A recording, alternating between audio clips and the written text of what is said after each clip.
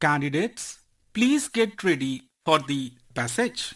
Feeling aggrieved and dissatisfied with the judgment and order, Subhash Verghese State, 2019 SCC of conviction and sentence, convicting the accused Subhash alias Pappu, the accused Subhash alias Pappu preferred the criminal appeal before the High Court. By the impugned judgment and order, the High Court has acquitted the accused Subhash alias Pappu for the offence punishable under Section 302 IPC as well as Section 148 IPC, mainly on the ground that in the dying declaration it was not stated, who inflicted the knife blow in the stomach of the deceased, and on the contrary, it was stated that Pappu, son of Bajnath, hit him by a hockey stick. Therefore, the High Court opined that as there is no allegation against Subhash alias Pappu that he inflicted the knife blow in the stomach of the deceased, and that there are contradictions in the deposition of the witnesses examined on who gave the knife blow in the stomach of the deceased, the High Court has acquitted the accused. It is further submitted by Ms. Prasad, learned senior advocate appearing on behalf of the state, that the High Court has acquitted the respondent accused for the offence under Section 148 on the ground that as two other co-accused were acquitted, and therefore, the respondent accused Subhash alias Pappu cannot be said to be part of the unlawful assembly, being less than 5 persons. It is submitted that in the present case, even as per the dying declaration, 6 to 7 persons participated in the commission of the offence. It is therefore submitted that merely because subsequently, only 3 persons were charge sheeted, and out of which, 2 came to be acquitted, it shall not bring the case out of the scope of Section 148 IPC. It is submitted that therefore, the High Court has committed a grave error in acquitting the respondent accused, even for the offence under Section 148 IPC. In support of the above submission, reliance is placed upon the decision of this court in Rohtas versus State of Haryana. Ms. Garima Prasad, learned senior advocate appearing on behalf of the state, has next submitted that the High Court has unilaterally erred in acquitting the respondent accused on contradictions in the FIR/complaint given by PW5 that the respondent Subhash alias Pappu inflicted the knife blow, and that in the dying declaration, the deceased has stated that Pappu, son of Bahraich, hit him by a hockey stick. It is submitted that once PW5, the informant was declared hostile, nothing mentioned in the FIR/complaint should have been considered. That, as a result, the only evidence, which was available was the dying declaration, in which it was specifically stated that Pappu hit him by a hockey stick. It is submitted that therefore, being a part of the unlawful assembly, and some person inflicted the knife blow in the stomach of the deceased, who died due to the injury by knife blow, still the respondent accused can be convicted for the offence under Section 302 read with Section 149 as well as Section 148 IPC. It is submitted that as such the trial court rightly convicted the accused for the offences under Sections 302 and 148, relying upon the dying declaration dated 5/12/1980. It is submitted that in the impugned judgment and order, the High Court has not as such doubted the credibility of the dying declaration. Stop. Candidates, please get ready for the passage. I express my heartfelt gratitude to all members of Parliament and legislative assemblies for electing me to the highest constitutional post of India. Your vote for me is an expression of the faith of crores of citizens of the country.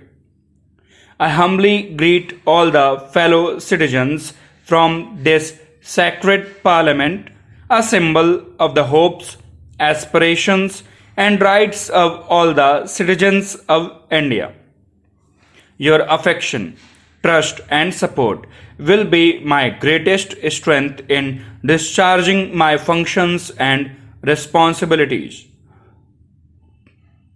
The country has elected me as the president at a crucial time when we are celebrating within single quote Azadi Ka Amrit Mahotsav single quote close a few days from today. The country will complete 75 years of its independence. It is also a coincidence that my political career started when the country was celebrating the 50th year of independence. And today, in the 75th year of independence, I have been assigned this new responsibility. It is my great privilege to be given this responsibility at such a historic time when India is engaged with full vigor in realizing its vision for the next 25 years. I also happen to be the first president of the country who was born in independent India. We have to work at a fast pace in this Amrit Kal to fulfill the expectations of our freedom fighters from the citizens of independent India. In these 25 years, the path to attain the goals of Amrit Kal will proceed on two tracks: everyone's effort and everyone's duty. The new development journey towards the bright future of India has to be undertaken by our collective efforts following the path of duty. We will be observing Kargil Vijay Divas tomorrow, that is July 26th. This day is a symbol of both the bravery and restraint of the Indian Armed Forces.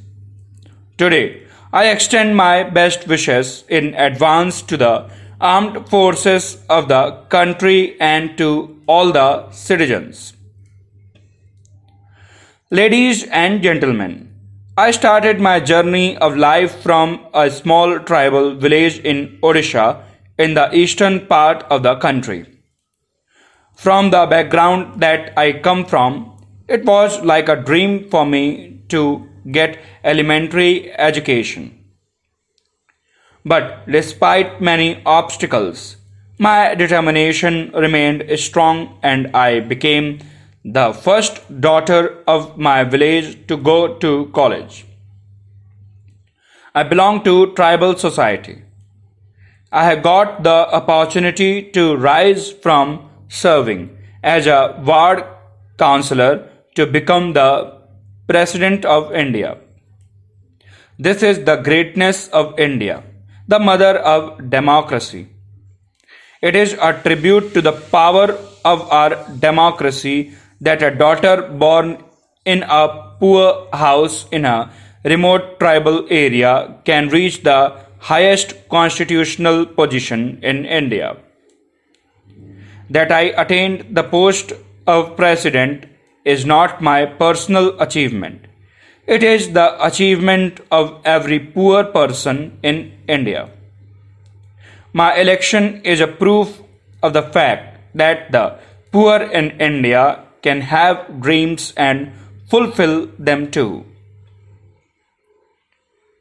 And it is a matter of great satisfaction for me that those who have been deprived for centuries. Candidates, please get ready for the passage. The learned additional sessions judge, Pune, by judgment and order dated 7/3/2015, has convicted Shri Sagar Bhagwan Dembre of the offences punishable under section 302 read with section 34 of the Penal Code, 1860 stop. The learned sessions judge has sentenced the appellant to suffer imprisonment for life, to pay a fine of rupees 5,000, and has concluded that the guilt of the appellant has been proved beyond reasonable doubt on the basis of the evidence on record, despite minor shortcomings in the prosecution's case. Stop or change. On 29/10/2012, at about 3:50 p.m., Shri Harshal Avinash Joshi, Shri Sunny Paigude and Shri Amit R. Saude were sitting in an open area behind More Petrol Pump, Kotrud, Pune, and were consuming liquor. Stop. Around the same time, the appellant along with Shri Rohan Vilas Vakchaure and Ramesh Kambale arrived at the same spot and also started consuming liquor. Stop. According to the prosecution, the appellant stared at the deceased with anger, for which the deceased questioned him, leading to an altercation between the appellant and the deceased as well as their respective friends. Stop. The appellant and his friends then chased the deceased, who was running towards the nearby Netra Kiran Society. Stop. They caught hold of the deceased in front of the house of one Sri Sambhaji Shirke. Stop. At that spot, the appellant and his friends started beating and kicking the deceased, causing the deceased to start shouting. Stop. The appellant then picked up a brick lying nearby and hit the deceased on his head with it. Stop. Several persons residing in the vicinity arrived at the spot while the appellant and his friends had run away. Stop. Parachange. At about 4:30 p.m. on the same date, Shri Amit Saude made a phone call to Shri Avinash Joshi and informed him that the deceased was admitted to the intensive care unit of Shashwat Hospital located at Dhanukar Colony, Kothrud, Pune, for treatment of the injuries sustained during the incident. Stop. The deceased was in an unconscious state while in the ICU. Stop. Parachange. Shri Amit Saude, in his deposition, has outlined the sequence of events in the same manner as Shri Sunny Paigude. Stop. In his lengthy cross-examination, all attempts were made by the defense to shatter the evidence given by him. Stop. However, it can be seen from the cross-examination that the defense has not been successful in doing so. Stop.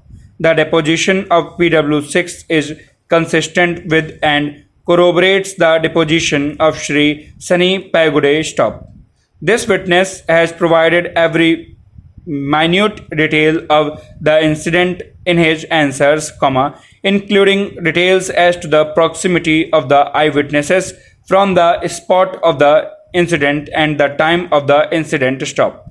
Paragraph 6 of the cross-examination of PW6 is relevant and reads thus. Stop. Parachange.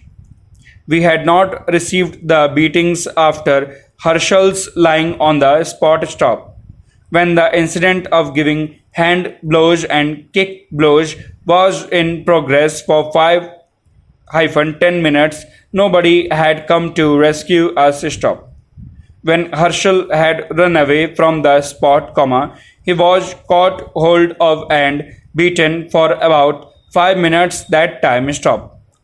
At that time, I might be at the distance of about 20 feet from Harshal. Stop.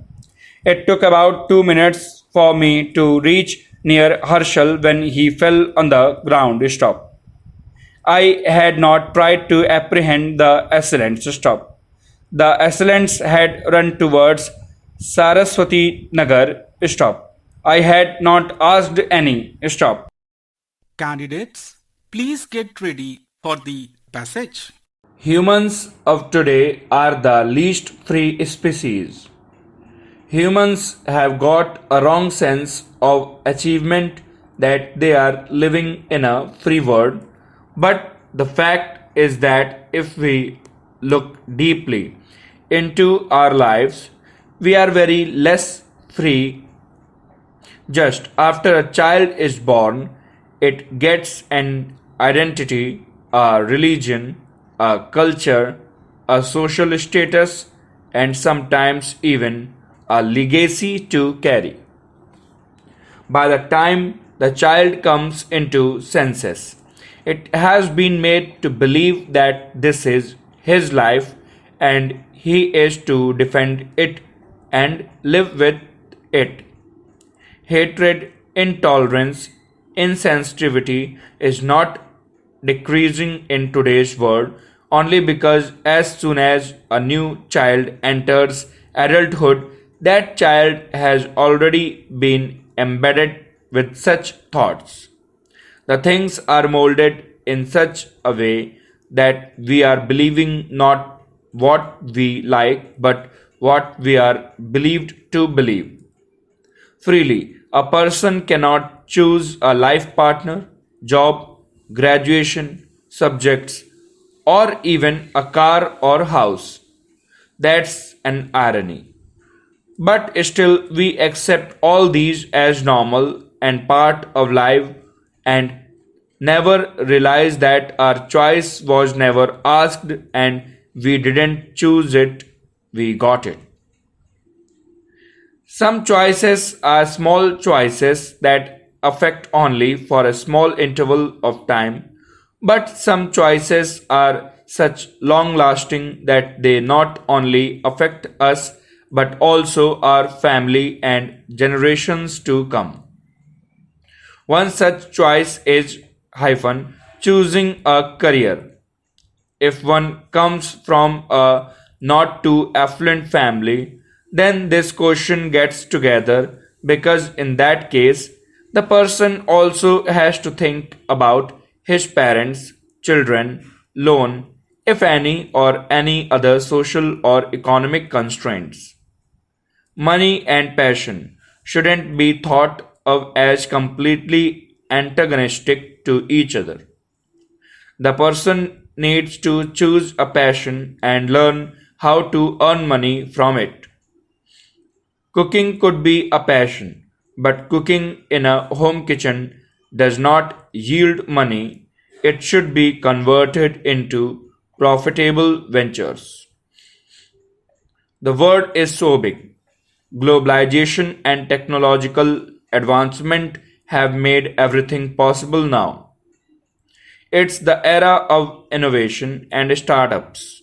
So, one just needs to see how the passion could be turned into something profitable.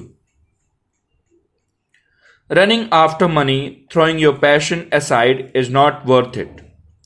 But what good it is choosing your passion but living a life of misery. One needs to choose what Gautam Buddha preached within single quote the middle path single quote closed, that is choosing your passion but working on it wisely. A person dreams his career as a teenager, works on it and cherishes it throughout adulthood until he reaches the doors of old age. Hence, if someone has to do something for more than 30 years, then this very fact makes the choice very critical. Human is not money making machine. He cannot go on for years just to fill the coffers. He needs to follow the passion. On the contrary, human is social animal. He is not living an individual life but many lives are directly and many more are indirectly related to every person. He cannot go on for years following passion if it brings no money. Then he needs to work to earn money. Life is one. Live it or let it pass. Life expectancy in India is approximately 70 years. Initial say 21-24 years are given to education, last 10 years to old age.